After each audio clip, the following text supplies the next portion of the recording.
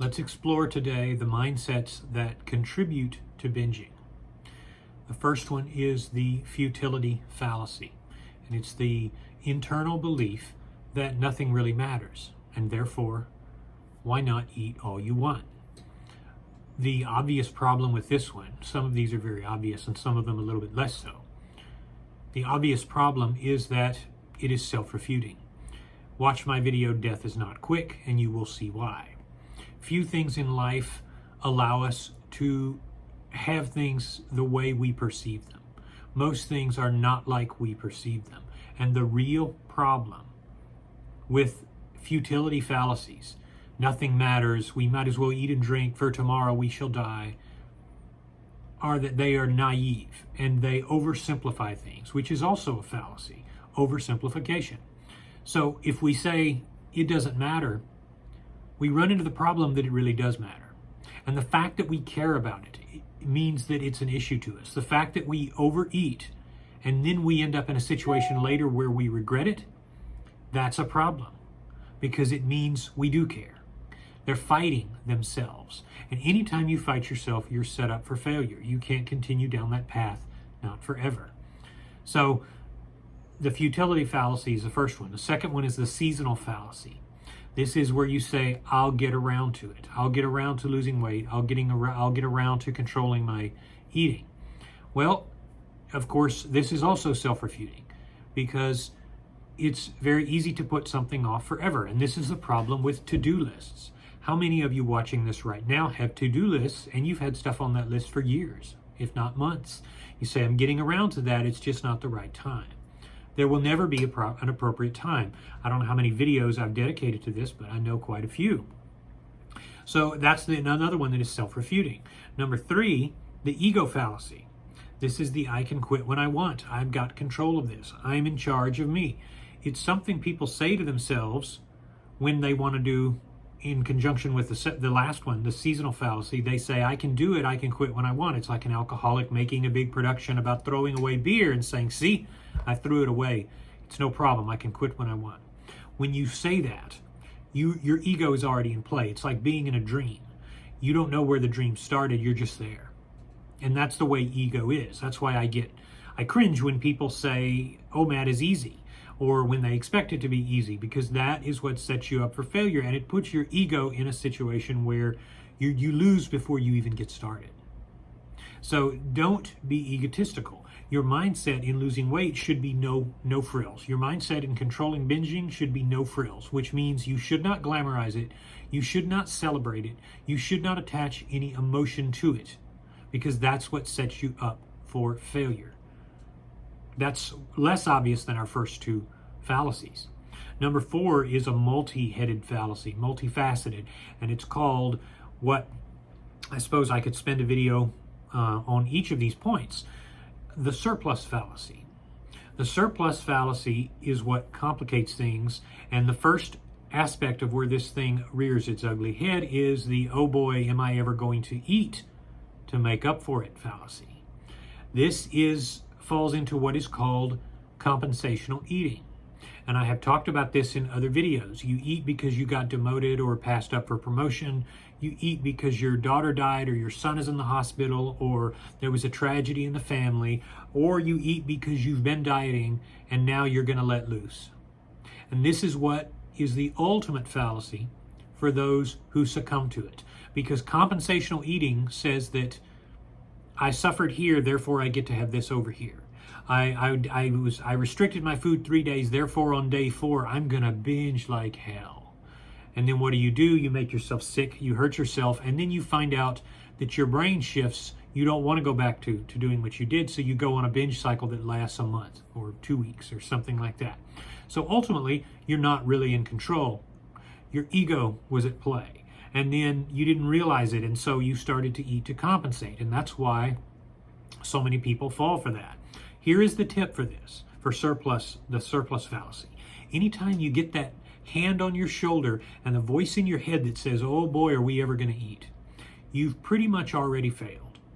If you say, oh, you know what, I've been controlling myself a lot the last week, so I'm going to have a steak today, and boy howdy, am I going to put that son of a gun down. If you say that, if you hear that voice in your head, you're probably already losing. So what you need to do, and we're going to go over some preventional points at the end, you need to make sure you check your mind. And again, we're going to go into that. But the second prong of the surplus fallacy is the I need to eat to gain muscle fallacy. Here's another big one that you see people play with when they start failing in fasting. The reason is they start saying, well, I'm worried I'll lose too much muscle. Or they say, I want to gain more muscle, therefore I need to eat like an animal. And what they're really doing is they're getting back to my other video, license to binge. They're saying, I need a license to binge because my lizard brain is telling me I'm not going to be okay. All of this is scarcity. It's part of the scarcity dynamic. So what do they say? They say, well, I need to eat to gain muscle. I need to eat so I won't lose muscle. And rather than keeping in control and just upping their calories to account for a workout, they say, and tracking their calories the responsible way, they say, I've got to go buy Little Caesars pizza and buy 3 large pizzas and eat them. You see what the brain is doing? It's getting you to do reasonably what you shouldn't be doing, which is unreasonable actually. And of course, gyms all over the country are full of gym rats. These people, and I don't mean rats, I mean people who are called gym rats, who are just doughy guys who, they're not only fat, they're muscular fat. So they go around, they have no endurance, they have no cardio, they just go around, they look like absolute hell. And they just use their working out as an excuse to eat more, which of course defeats the point. You need very few calories to live. You need a few more to be active, but in comparison to the standard American diet, you need not that many. So if you're getting 3,000, 3,500 calories, most people, that's plenty. Point is, you have to stay in control, and you have to be mindful of this sort of excess thinking. The third prong of the evil triune of surplus fallacy is I don't want this food to go to waste, and I've dedicated other videos to this. I won't spend long on it. I don't want this food to go to waste because my mother made this cake and it's not going to be fresh tomorrow. Tamales are never really good once you put them in the freezer and try to keep them. People say, well, I need to eat this now. That's another surplus fallacy. I'll have to throw it away. The refutation for that one is pretty easy. There'll always be plenty of mom's tamales, even if she doesn't make them in a while. There'll always be another good cake. There will always be another bit of good food. Have you guys stopped and thought about how much I've talked about each of these things? While watching this video, has it occurred to you that a lot of my content, nearly all of it in fact, comes back to the same sort of stuff? Because with success, it's just like Solomon's mantra in Ecclesiastes, nothing is new under the sun. It all comes down to the same stuff. All right, so how do you disable the feature? How do you disable these fallacies in your mind that support binging and overeating? Number one, construct reverence meals. I've talked about this briefly, but maybe not enough. A reverence meal is any meal that to you uses imagery that is pro-health and pro-weight loss instead of against it. Everybody has mental fantasies when they eat. When they're overeating, you have stuff that you're mulling over in your head. You have things that you're focusing on. When you're jonesing for food, you have images that you call to mind. And I've shared before my childhood memories about going by the Japanese auto repair shop, and every time I would pass that sign, I would get hungry because there was a buffet nearby. And every time I went by it, I justified stopping and having 8 plates of food. You get a routine and your brain starts building up unhealthy emotions. The first step in beating fallacies that support binging are having a reverence meal. A reverence meal is the opposite. It is very humble food. So mine is a bowl of rice. You guys who watch this channel know that I love my rice, and I have it very frequently. When I have it, it puts me in a mindset of self-control because I think about the fact that 2/3 of the world's population or more depend on it as a food staple. People who are poor, countries whose governments have less than a normal entrepreneur in this country, who have basically nothing. And I have a bowl of rice, a large bowl of rice, usually with some shrimp in it. I might put a little salt, pepper, and butter to make it a little bit more flavorful, but that's all I'll have that day. Maybe a handful of walnuts after I'm done to get some other nutrients, but that's it. When I eat like that, I'm not mentally tempted to go crazy and splurge because I'm seeing that rice is a scarcity food.